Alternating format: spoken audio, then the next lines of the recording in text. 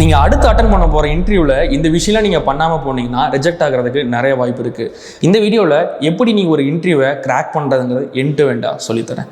First விஷயம், நீங்கள் ஃபியராக இருக்கிறது தான். இப்போது ஒரு இன்டர்வியூக்கு அட்டன் பண்ண போகிறீங்க, நீங்கள் ரொம்ப ஃபியராக அந்த இன்டர்வியூ நினச்சி பயப்படுறீங்க அப்படின்னா, நீங்கள் கான்ஃபிடென்ட்டாக இல்லைன்னு அவங்களுக்கு தெரிஞ்சிருச்சு அப்படின்னா உங்களை எடுக்க மாட்டாங்க. ஏன் அப்படின்னா நீங்கள் ஒரு விஷயத்தை போல்டாக ஹேண்டில் பண்ணுறீங்களான்னு மேக்ஸிமம் இன்டர்வியூ ஆஃபையும் பார்ப்பாங்க உங்களை.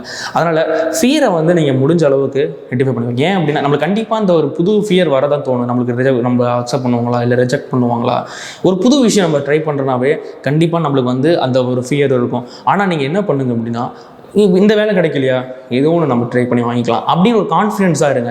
இதெல்லாம் நம்மளுக்கு ஸ்கில் இருக்குது, நம்மளுக்கு திறமை இருக்குது, இந்த உலகம் நம்மளுக்கு ஏதோ ஒரு வேலை கிடைக்கும் அப்படிங்கிற ஒரு தைரியத்தோடு இருக்கு பாருங்களேன். அந்த இன்டர்வியூவில் ஈவன் அந்த தெரியாத கொஷின் கேட்டால் கூட உங்களால் டேக்கிள் பண்ண முடியும். நீங்கள் ஃபியராக இல்லை, போல்டாக இருக்கீங்க அப்படின்னா. ஏதோ ஒரு விஷயம் நீங்கள் ஏதோ ஒரு கொஷின் கேட்குறாங்க, நீங்கள் ரொம்ப ஃபியராக இருக்கீங்க, உங்களுக்கு தெரிஞ்ச விஷயமே கேட்டு கூட நீங்கள் ஃபியராக இருந்தீங்க அப்படின்னா உங்களால் சொல்ல முடியாது.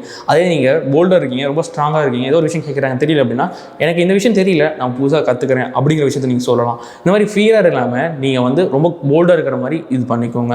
முடிஞ்ச அளவுக்கு கஷ்டமாக தான் இருக்கும், பட் நீங்கள் அதை ரெட்டிஃபை பண்ண ஒரு 2-3 இன்டர்வியூ அட்டன் பண்ண ஆரம்பிக்கிறீங்கனாவே உங்களுக்கு அந்த ஃபியருங்கிற ஒரு விஷயம் ரெட்டிஃபை ஆகிடும். ஃபஸ்ட்டு விஷயம் இதுதாங்க. செகண்டு, எல்லாரும் சொல்கிற மாதிரி கம்யூனிகேஷன். ஸோ என்ன ப்ரோ கம்யூனிகேஷன் அப்படின்னு கேட்டிங்கன்னா, ஓரளவுக்கு ஜென்ரலாக போல்டாக இருக்குன்னு சொல்லிட்டேன். பேசணும் இல்லை, பேசுகிற விஷயம் தான். இன்டர்வியூங்கும் போது அங்கே ஏதாவது பேசினா தான் நம்ம யாருங்கிறத நம்ம சொல்லி காமிக்கணும். இங்கிலீஷ் ஒரு பெரிய இதாக இருக்குது, அது ஒரு பெரிய பேரியரே கிடையாது. நம்ம எப்படி தமிழ் நம்ம ஃப்ளூயண்ட்டாக பேசணும், அதே மாதிரி தான் இங்கிலீஷும். நீ ரொம்ப கிராமரட்டிக்கல்லாம் பேசணும்னு அவசியம் இல்லை.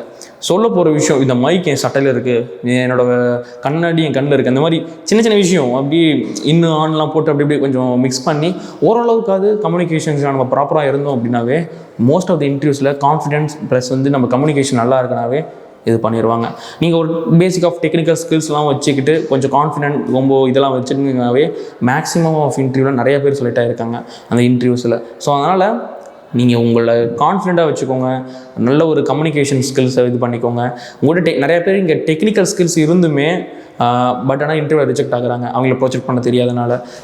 நிறைய என் ஃப்ரெண்ட்ஸ்லாம் இருக்காங்க, நல்ல ஒரு ஸ்கில் இருக்கும், ஆனால் ரொம்ப லோ ஒரு 100 பே வாங்கிட்டு இருப்பாங்க, இல்லை ஜாப் கிடைக்காம இருக்காங்க.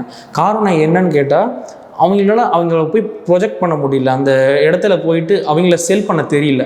நம்ம செல் பண்ணணும் அப்படின்னா, இப்போ இந்த ஒரு பொருளை வீப்பா, இந்த மைக்கை வீப்பா அப்படின்னு சொன்னால் நம்ம என்ன பண்ணணும், இந்த மைக்கு நல்லா இருக்குங்க அப்படி இப்படின்னு நம்ம பேசணும் தானே, அப்படி தானே இந்த பொருளை செல்லும். அதே மாதிரி ஒரு கம்பெனிக்கு நீங்கள் வேலைக்கு போகிறீங்க, இன்டர்வியூக்காக போகிறீங்க, அப்போ நீங்கள் உங்களை விற்கணும் இல்லை அந்த இடத்துக்கு, அப்படி தானே கணக்கு.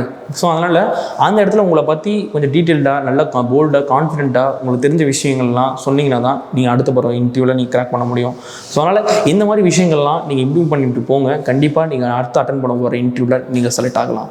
ஸோ இந்த மாதிரி மோர் யூஸ்ஃபுல்லான கரியர் ரிலேட்டடாக பேசுகிறதுக்கு நீங்கள் இப்போ பார்க்கணும்னு நினச்சிங்க அப்படின்னா மறக்காமல் சப்ஸ்கிரைப் பண்ணிக்கோங்க. Happy learning.